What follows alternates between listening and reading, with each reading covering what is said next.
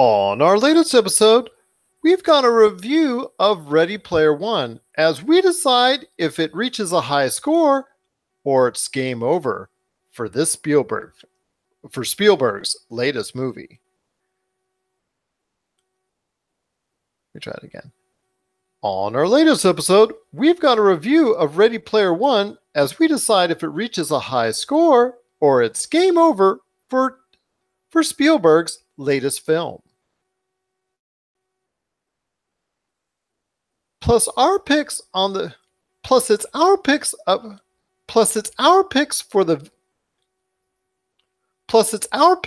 Video Game Hall of Fame. And will Age of Ultron be the forgotten Avengers movie? And will Age of Ultron be the forgotten Avengers movie? And will Age of Ultron be the forgotten Avengers movie? All this and more as we reach our next stop, the PCC Multiverse.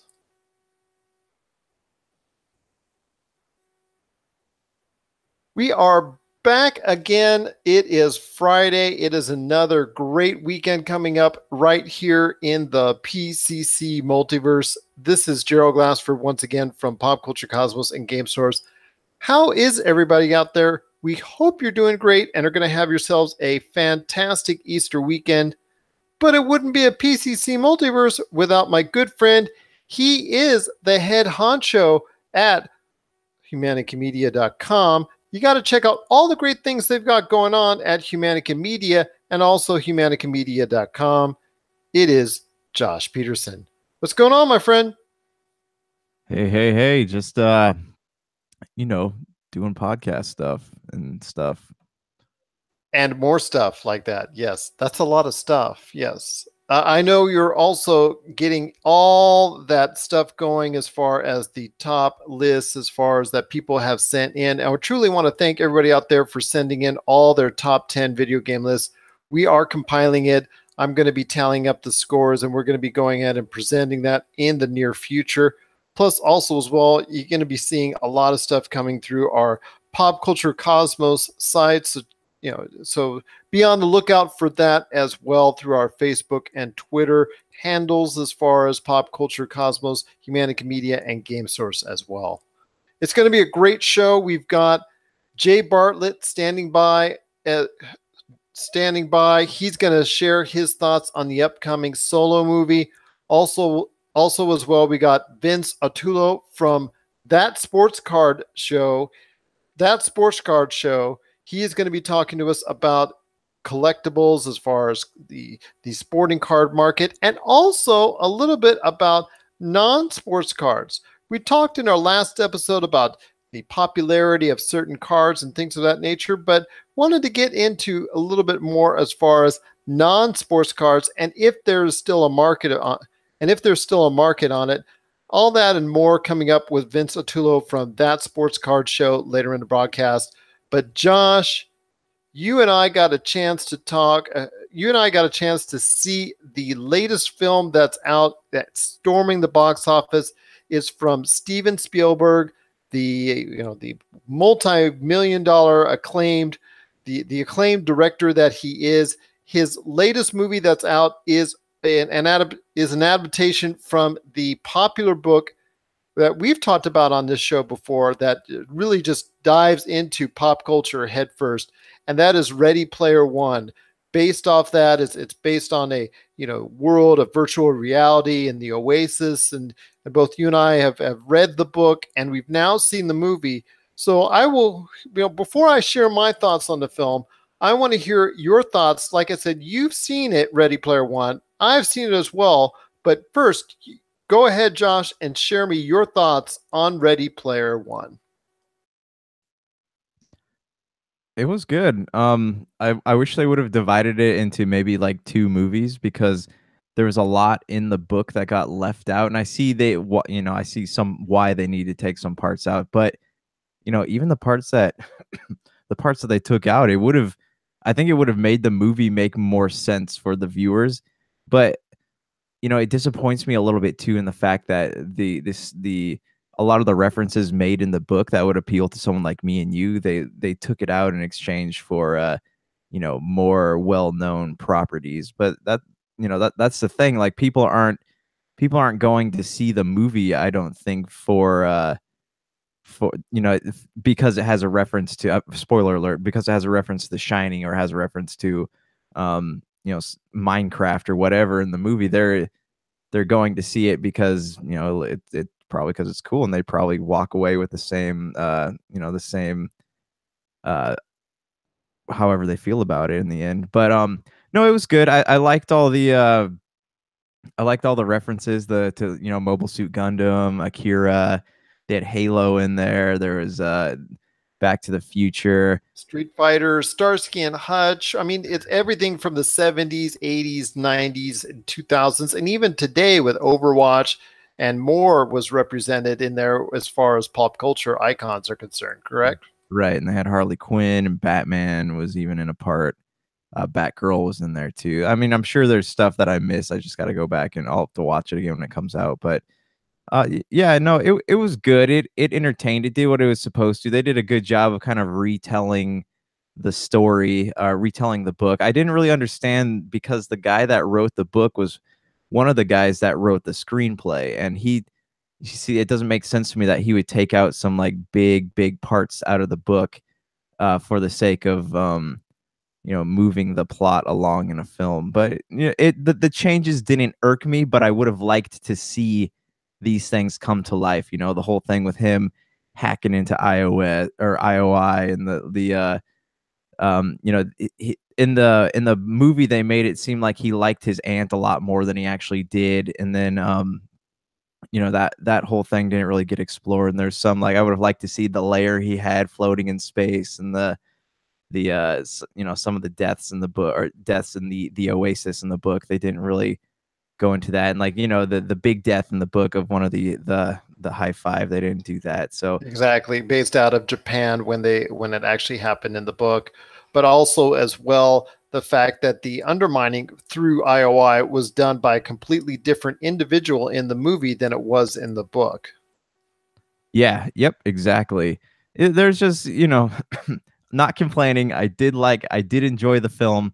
There's just a lot more I would have liked to see out of it. And as someone who read the book and is really impressed by the book, it's a lot of stuff that would have better connected the pieces, and a lot of like what could have made really cool set pieces. They just kind of left it out, and that I liked how they weaved better together, I guess, the story of Wade and what's the girl's name, or Artemis in the Oasis. She is called Artemis and Parzival.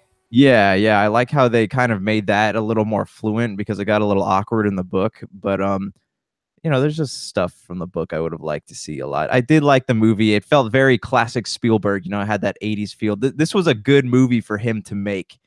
It had that classic feel of like E.T., Close Encounters of the Third Kind. I did really dig that a lot. But yeah, no, what did you think before I don't want to like blabber here? Well, I will say this, that if you have not read the book and want to go see the movie, you'll probably enjoy it a lot more than if you did read the book and then went to go see the movie. As we have noted, we've read the book first and then have gone to see the movie. I am going to give the movie a positive review. I think it is a very good movie as far in the sense of the special effects, as far as the design and all the intermixing of all these pop culture icons.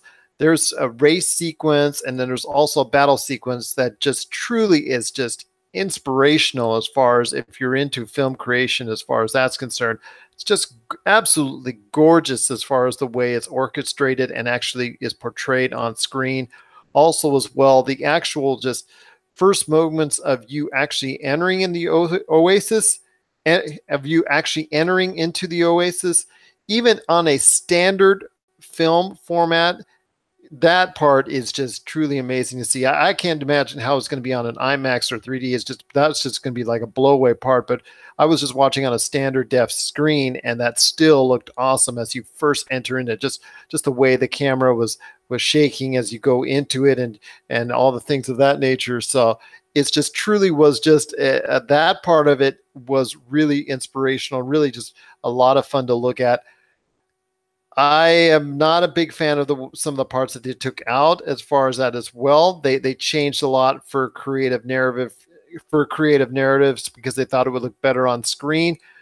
But like I said, I'm going to give it a pretty good review based on the fact that when this movie shines as far as those inspirational battle sequences, those inspirational chase sequences and things of that nature, when it's in the Oasis, the movie itself really flows and really looks beautiful. When it seems to really stall is when it leaves the actual Oasis itself. Some of the acting by the villains are really just substandard, and even T.J. Miller, who I guess his character is based off of someone in the book. It's not an add-in like one of the other villains. That's kind of disappointing as well because he always has to throw in a side remark that's really not that funny and doesn't really get over that well. That part was a little bit disappointing, but be that as it may, he wasn't really that important to the cause and was just kind of just obliterated and just left out of it and just disappeared really quickly. So, near the end. So it really didn't matter to him. He really didn't matter that much. Simon Pegg's character was really inconsequential, which was another issue I had of it because his character in the book is a lot more important to the actual flow of the story.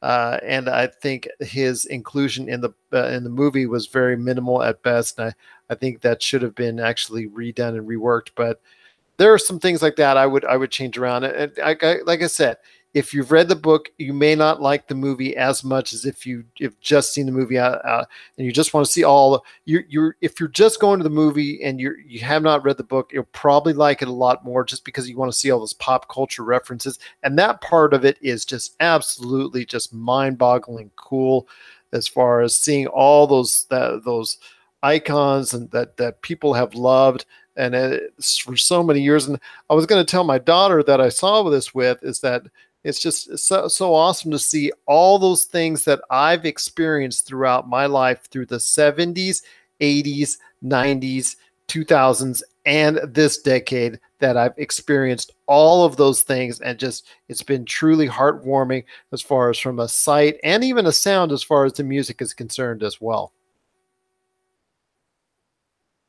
Yeah. Yeah, no, the soundtrack was great. I love the classic 80s music that was going. Anytime you add in New Order, man, it's right there for you.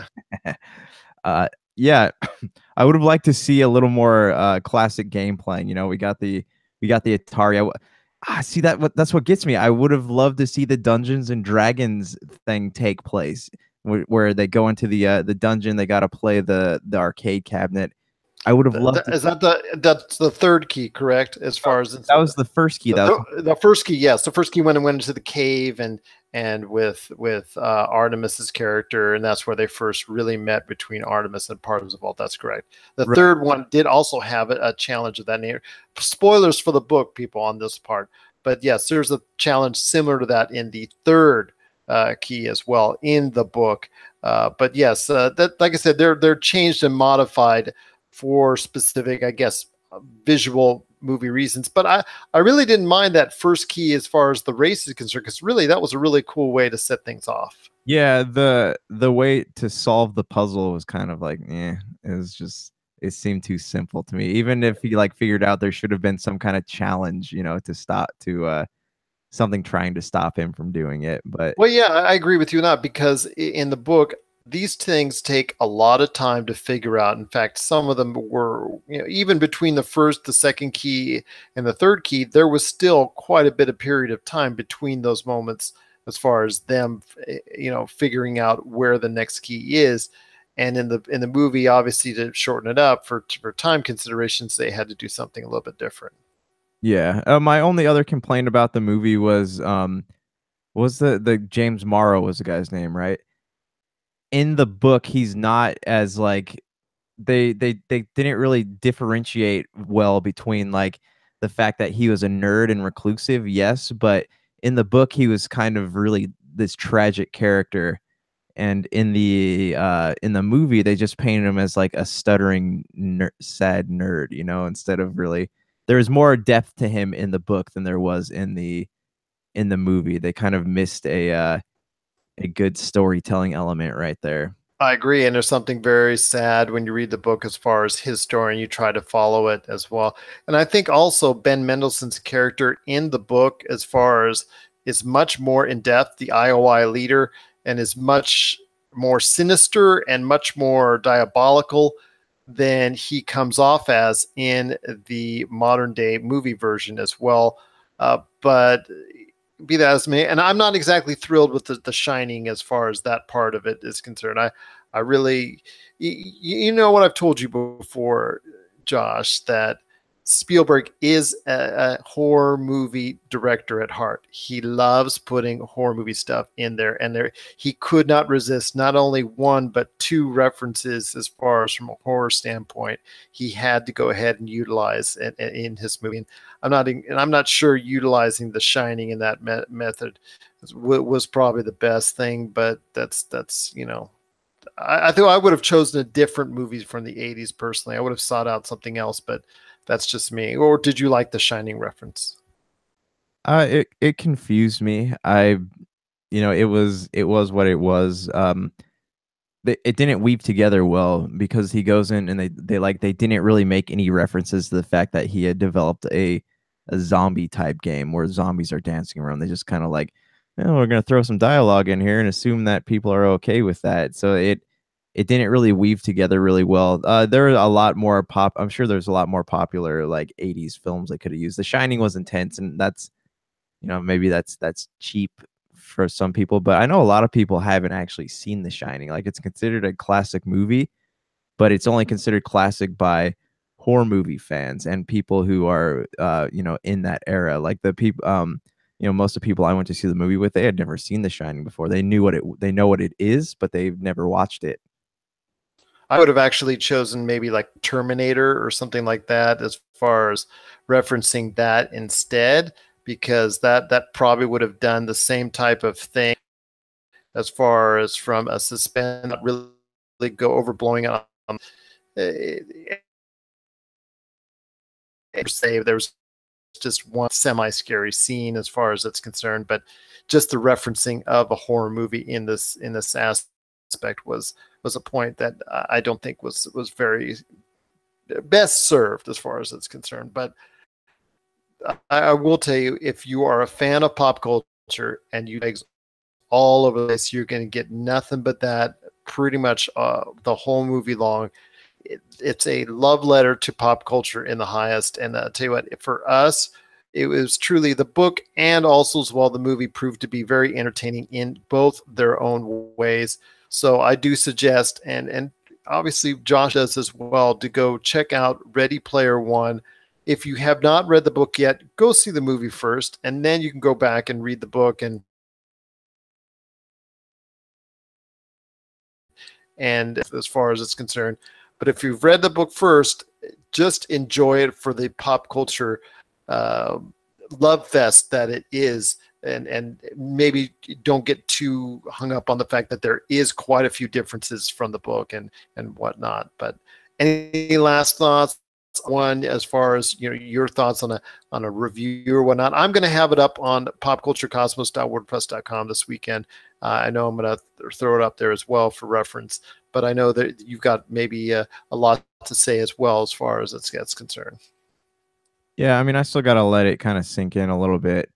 Uh, maybe some people like this, but all the changes that they kind of made the story feel a little too convenient at parts. But, in all of this criticism aside, I really did enjoy the movie. So, like, nobody listening, don't take it to mean that I didn't. I'm just trying to tell you, go in depth about my thoughts of the movie. And I am as well. And like I said, there's little nitpicks that people who've read the book would probably go, into depth as far as it's concerned. But if you just want a movie that's a lot of fun to watch, as far as it's Spielberg just seemingly having a good time with a lot of pop culture icons that he got permission to use, from arcades, from music, from video, from television, from film, just all over the place. Check out Ready Player One. I'm sure you'll have a great time indeed. What are your thoughts on Ready Player One? Have you seen it? Are you planning to see it? Are you really looking forward to this pop culture love fest? Share us your thoughts, popculturecosmos@yahoo.com. Also, as well, Pop Culture Cosmos, Humanica Media, and Game Source on Facebook and Twitter as well. Well, like I said, we've got a great episode coming up. We've got Jay Bartlett from Nintendo Quest and Star Wars Echo 3 standing by. As a true, huge Star Wars fan that he is, what are his thoughts on the upcoming Solo film? He's going to share his thoughts. Plus, also as well, later in the broadcast, we're going to be talking to Vince Attulo from That Sports Card Show. He's going to be talking about, again, cards and even non-sports cards. Is there still a market for it? And should you go into collecting it if you're that really interested about doing that part of the sports card realm? He's going to be talking about that and more coming up later in the episode as well. Josh and I are going to be talking about the finalists for the Video Game Hall of Fame that's coming up. The nominees have been announced, and we're going to be picking our favorites for it. Plus, also as well, Age of Ultron in our breakdown of the Marvel Cinematic Universe. Is it the Forgotten Avengers movie? We're going to be sharing our thoughts on that and more. But first, we've got a great song coming up from Chad's good friend. It is from Josh's good friend Chad. It's Hyperschmidt, and this is. I don't think I'll need a song today, but just in case.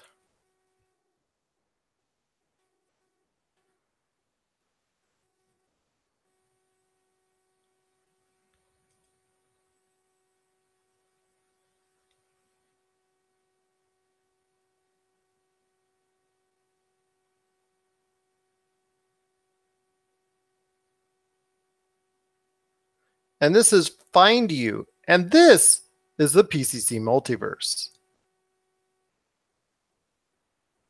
Just to give a heads up on everyone, there's spoilers for our discussion of Ready Player One from both the book and film standpoint. So here we go with our thoughts on Ready Player One. Had to put that in there because we dropped some spoilers. It's like, ooh, you didn't tell us there was going to be spoilers. It's like, oh. And we're back with the PCC Multiverse. My name is Gerald Glassford. Again, thank you so much for sticking around and enjoying the show. Just let you know, both the PCC Multiverse and the Pop Culture Cosmos can be heard 7 days a week on online radio. You just got to check out our Facebook page on Pop Culture Cosmos.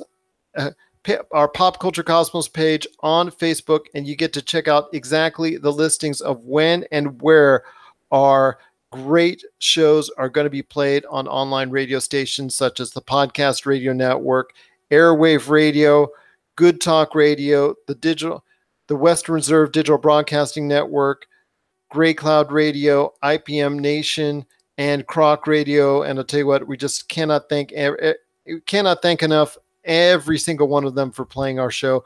Plus, also, you get even more detail on our Facebook page, Pop Culture Cosmos, about where you can download our episodes like Apple Podcasts, ESO Network, Tangibound Network, Gonna Geek Network, Podchaser, Podbean, and many, many more. In fact, well over 30 different options that I'm aware of. Many of those links are included on that Facebook page, Pop Culture Cosmos, right there for you. Josh has got a great thing going on at Humanica Media, which you can find out today at humanicamedia.com or their Facebook page, Humanica Media, YouTube page, Humanica Media, and also Podbean and Apple Podcasts as well. Josh, what is coming up with your great thing known as Humanica Media? Right. You can check out a brand new episode of Topicocalypse that actually just dropped this morning. And there's a new episode of the Super BS Gamescast going up tonight. Monday, I think there's a new What About This coming out. And you can listen to our show on the Podcast Radio Network every Tuesday night at 7:30 Eastern Time. What is it? Close again. 6:30 Eastern time. 7 7. Eastern time. Okay. So I mean, don't listen to my first suggestion because you'll miss a half hour of it. Yes, 7 p.m. Eastern, 4 p.m. Pacific on the Podcast Radio Network on Tuesday nights. Where you can also find on Monday nights at 10:30 p.m. Eastern, the Pop Culture Cosmos Show, and 7 p.m. Eastern, 4 p.m. Pacific. It's the PCC Multiverse. Close, but close only counts in horseshoes, my friend. Josh, I want to tell you it's a great time indeed for video game fans because the Hall of Fame for video games has recently announced its finalists, its nominees to become the next set of games that's inducted into the Video Game Hall of Fame. And I want to read you the list right now. Asteroids, Call of Duty, Dance Dance Revolution, Final Fantasy VII, Half-Life, John Madden, King's Quest, Metroid, Minecraft, Ms. Pac-Man, Space War, Tomb Raider. Those games that are being considered, that's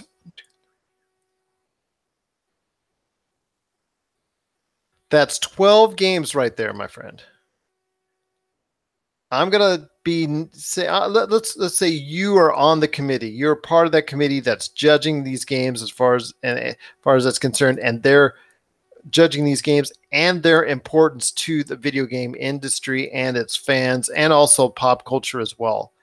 If you could pick 6 out of the 12, so I mean 6 on the cut line, 6 are going in.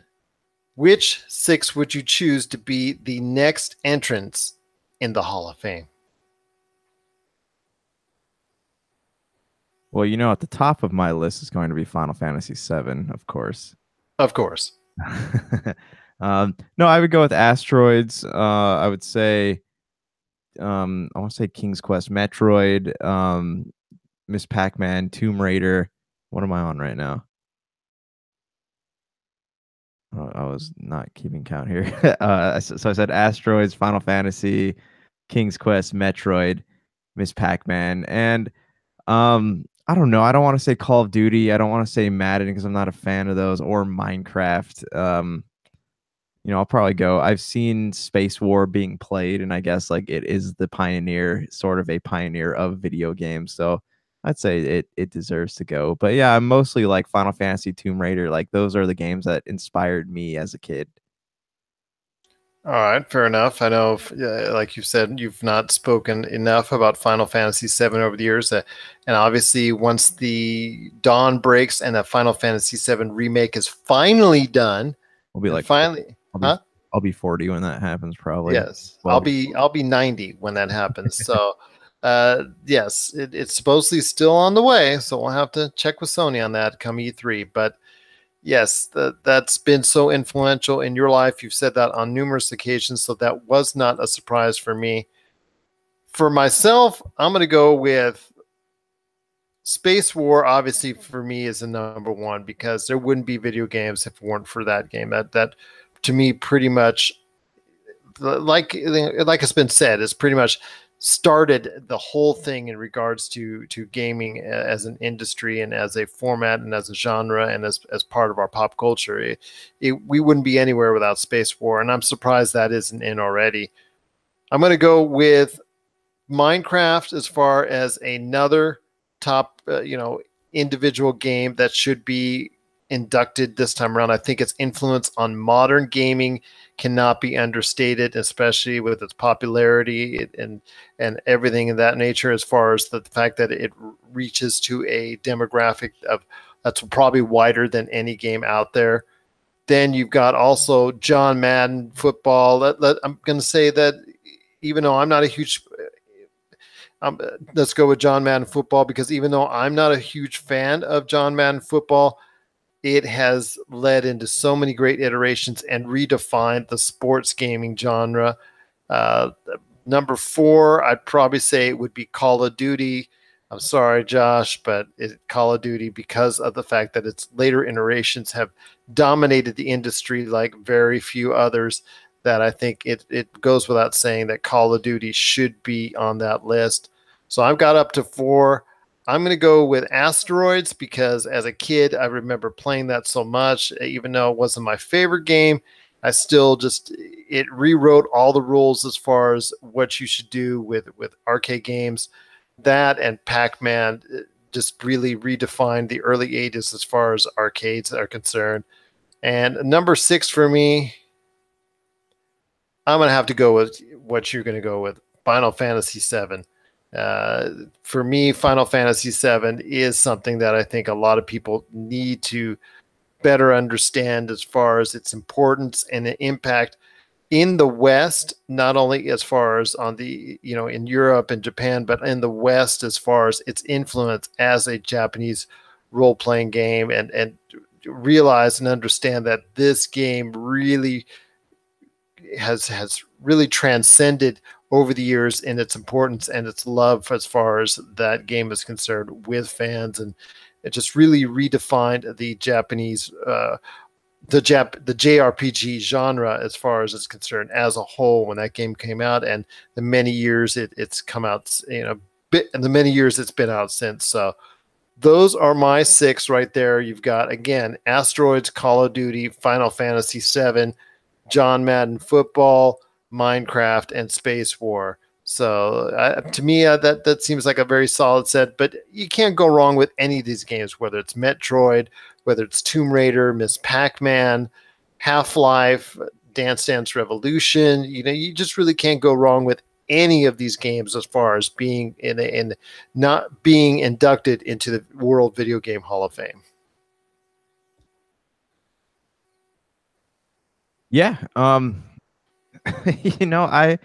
won't deny Minecraft's influence over the gaming industry, but these other games, they've been around for a long time, and they didn't just influence other games. They've, I guess, influenced imaginations in a way. So I don't really think that. I think Minecraft has not really done its time. It's not a game that's been around long enough to merit being in the Hall of Fame. Like, I won't deny that, what it's done for gaming, I guess, as far as like the plethora of mobile games that have been designed after this, and the leaps it's made on consoles, and as far as cross and in Ready Player One.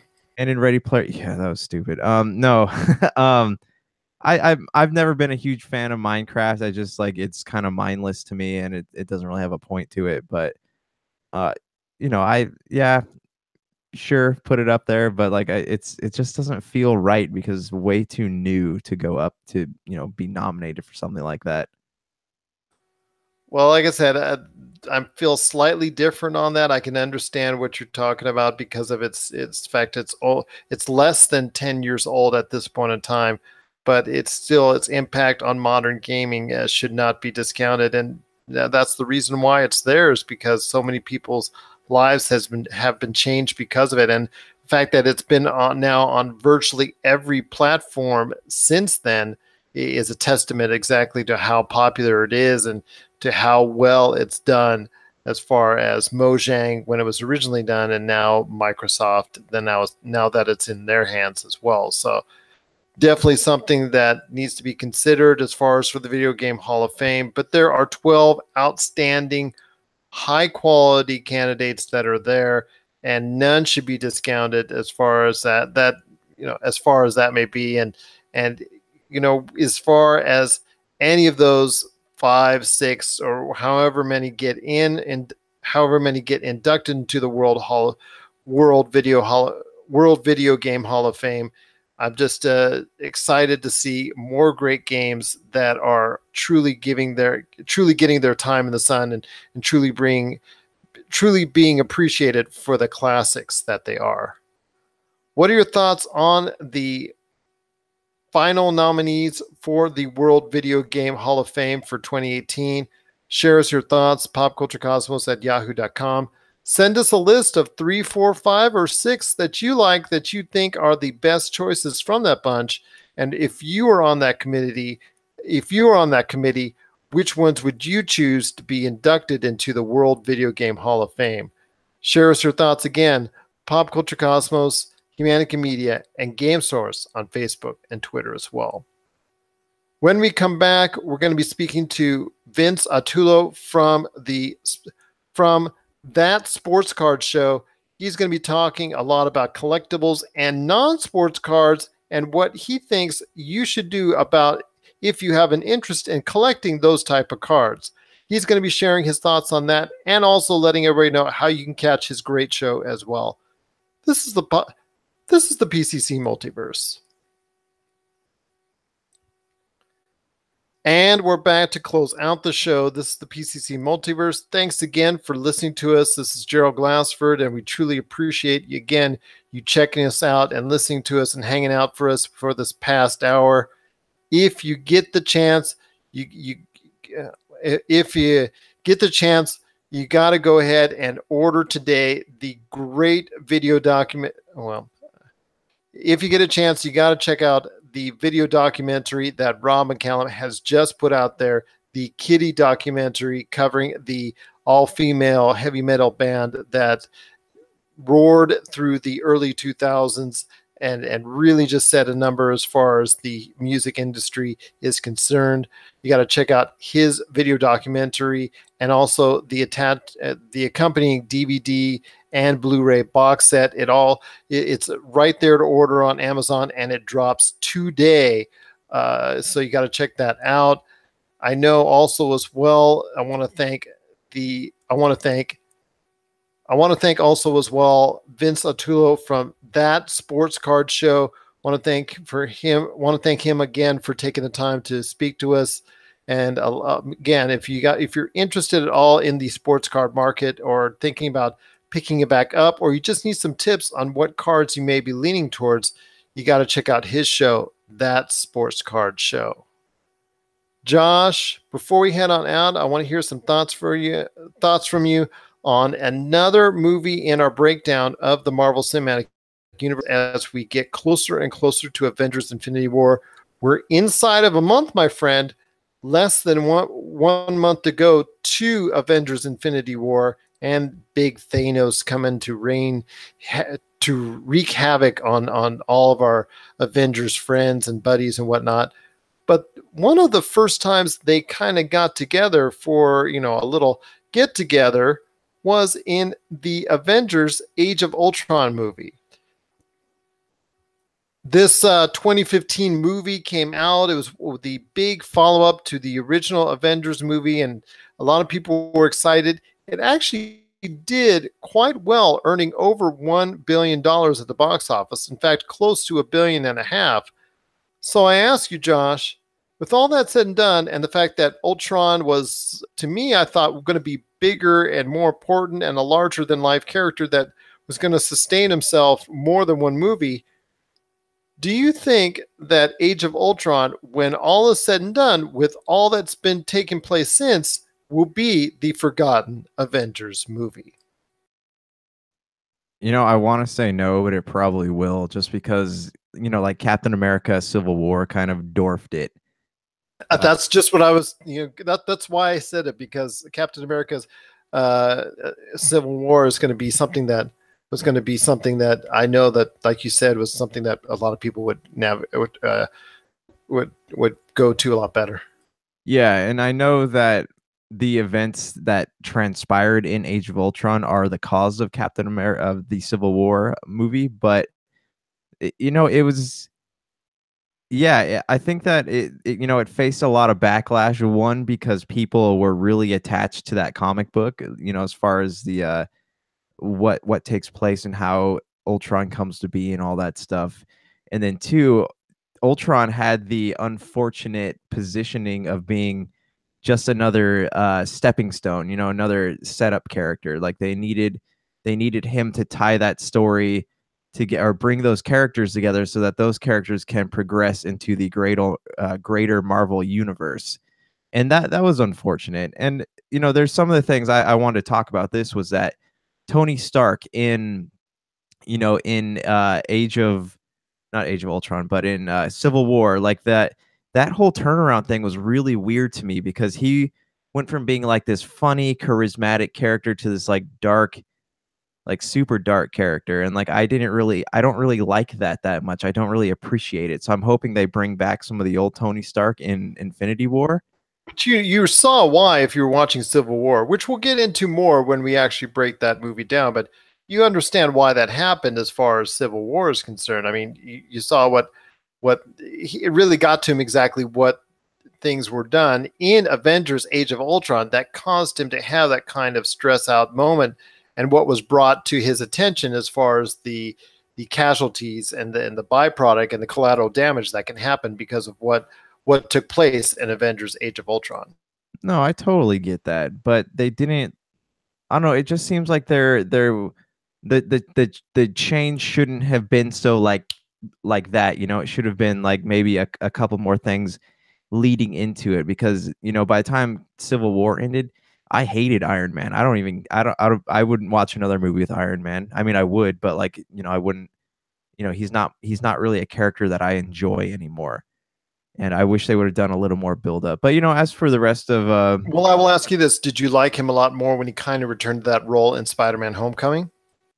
yeah, that was cool. I just wanted it was weird seeing him be like the dad. The one thing about Spider-Man Homecoming that annoyed me was that it relied so heavily on Tony Stark and Iron Man. Like everything that Peter was trying to do was to impress him, and like that kind of bothered me a little bit, just because as you know, I'm a huge fan of the Amazing Spider-Man films, but that's another discussion. Yeah, but back to Age of Ultron. Yeah, it was does that make sense? Like Ultron was a stepping stone character. He didn't get his time to shine because they needed his story arc to bring all the other characters together that would eventually lead into other films. So he didn't really get his chance to like be the big villain he was. Like it would have made more sense to make him like an overarching villain in one of the phases instead of just like this quick little glimpse of the, because in the comic books he's absolutely terrifying. He seems to me, as a casual comic books fan, because I'm nowhere near the comic book fan that you are. He seems to me, from a distance, that he is almost as big, if not just as big, as Thanos as far as the Marvel comic book universe is concerned. Yeah, he's had several event series based on him. So that's why that whole thing was kind of weird, and he didn't really like do his reach went all over the world. In the movie he just kind of went to one place. And that was the thing. Like it was really cool. I love seeing the Avengers all fight together. I love seeing Hawkeye do his thing, but it just he didn't really get the credit he deserved. Though as a film, overall as a film, I really did enjoy watching Age of Ultron, but I didn't like some of the stuff that happened inside of it. I can agree with you on that. As a movie itself, it's not bad. It's entertaining. It's just what is now in there is kind of forgettable because of everything that has taken place since.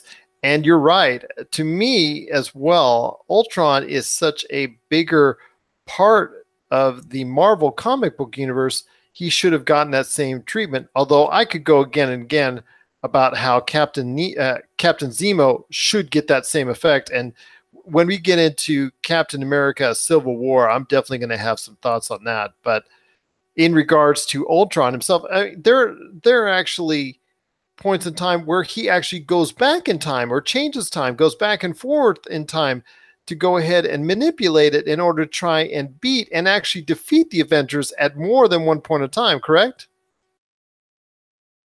Yeah, he's even like in the future Avenger story arcs, like when the about the Avengers kids, like in the I forget what story that one is from, but like he's the villain. He's always the villain. They've developed alternate timelines that strictly based on Ultron. So it's weird.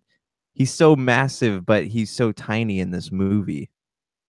Exactly, like he's just another Marvel Villain of the Month club, and that he was just disposed of quickly, and that's it. So, kind of that part, I can understand as far as some disappointment there, but the movie as a whole, like I said, was okay, But I really think that when it comes down to it, because so much has taken place since that, everything that happened in Age of Ultron, it really now is very small, less important, and only gets mentioned offhandedly like it did in Civil War. as far as it was being referenced there, because at this point in time, I don't think it's even going to be referenced anymore, any point further. So that in itself is a shame. So to me, I think Age of Ultron will be the forgotten Avengers movie, and that actually people will think that 10 years down the line, Josh, when you and I are hopefully still doing a show, that we're going to probably have another show and have another episode talking about how, yes, Age of Ultron did exist, and it didn't go Avengers #1 in 2011, and then the next one was Avengers Civil War, and we have to correct people. No, it's actually Captain America Civil War, and it wasn't Avengers, and it was not an Avengers movie. The second Avengers movie was Age of Ultron, and people shouldn't forget about that because it's a pretty solid movie. It's now on broadcast television here in North America, and people should take the opportunity to see it because it's actually a pretty solid movie. Yeah, and I don't know, man. Like it was good. It entertained, and it was like you didn't have to worry about that. Hey, we're gonna come together as a team story arc that every ensemble film has that Justice League completely skipped over. That's another conversation.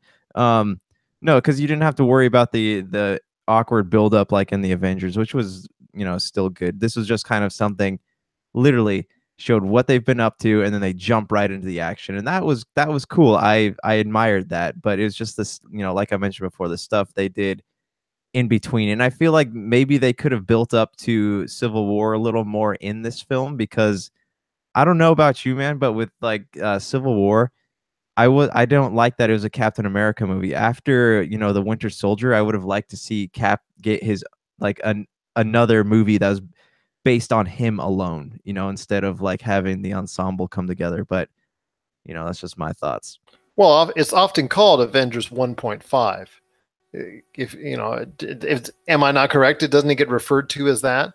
Yeah, it might as well be an Avengers film. Yeah, so it's all, when it's called Avengers 1.5, you're actually forgetting about Age of Ultron. So it's kind of funny when people refer that and they forget about Age of Ultron. But it also, the movie, I think another arc that I kind of liked about the movie was the fact that, yes, it gave us Ulysses S. Claw and that realm, and I know a lot of people like Andy Serkis in that role, but I think the fact that it actually gave Hawkeye's character some weight and some importance as far as what he means to the team and actually why he's still there, because he doesn't have those superpowers like the other individuals do, then to me, actually, I like that part. I like that part of it as well. And the fact that he actually goes, when it comes down to it, with him and Scarlet Witch is not sure exactly what to do. It's his voice that is the voice of reason and the voice of clarity that gives her, it gives her an enlightenment on exactly what she should do, as far as whether she should become a superhero or whether she should stay back into the shadows. So definitely, I think it is Jeremy Renner's best performance in all of the films, because it's the most he's been given with by far. We'll have to wait and see what his secret role is in Infinity War, but definitely I think that was his shining moment in Age of Ultron. Yeah, and I'm curious to see how that relationship develops in Infinity War. From what I understand, it has a big part. So they keep saying everybody has big parts. So it's crammed into a 2.5-hour movie. It's gonna be interesting to see how that plays out. They're lying to you. It's actually 5 hours long. I mean, I guess like I wouldn't mind that as far as. Well, no, actually, I'm sorry. The marathon that you can buy a ticket for $75 that will get you all the Marvel Cinematic Universe? It's actually not true. It's actually going to be the actual movie Infinity War. That's 18 hours long. Do you know what would be cheap is if they said we have this 30-hour marathon and you're going to get exclusive Avengers scenes that nobody saw, but they're going to take place in between certain movies. Now, that's a good idea. That's a good idea. A good idea, but geez, that'd be a long day. It already is a long day if you're actually seeing it. And we're just kidding, by the way. But yes, for $75, you can go ahead and buy that marathon to see all the movies in the Marvel Cinematic Universe up to the up to the Infinity War. I think it just comes out. I think it starts on the 26th of April. So you want to check that out if you do. We already actually have a segment that we taped a few weeks back that aired. We already have a segment that aired a few weeks back in regards to our thoughts on this movie marathon and if we'd actually experience it. So you want to check that out. It's, I think, about 5 or 6 episodes back, and you can check our thoughts out in there because it's kind of funny as far as what we said as far as that's concerned. But yes, Age of Ultron is going to be at some point in time in the not too distant future thought of as the forgotten Avengers movie. It's very sad that it is, but it's because so many things have changed since then, and we're talking from 2015, mind you. So many things have changed since then that, unfortunately, for Age of Ultron, it's not going to be a movie that is going to be essential Marvel viewing, and that's a shame because it's a pretty solid movie indeed. Still watch it though. Yes, still watch it. I think it's a really good movie, and like I said, it's out on broadcast television now, so it's something definitely everyone should check out at least once. For Ultron's sake. What are your thoughts on Avengers Age of Ultron? Have you seen it already? Have you forgotten about it already? Share us your thoughts, popculturecosmos@yahoo.com, also as well, popculturecosmos, Humanica Media, Game Source on Facebook and Twitter as well. So my friend, any last thoughts as we check on out? Yeah, we're working on a brand new website experience for you all, which will be available soon. But in the meantime, please keep sending us your top 10 game list because we're going to put something together that's going to be pretty spectacular. Absolutely. And you can send that to popculturecosmos@yahoo.com or, our Facebook and Twitter handles. We'll be glad to take care of that and glad to add it in there as we compile the best video games of all time. So for Josh Peterson, this is Gerald Glassford. It's another beautiful day right here in the PCC Multiverse.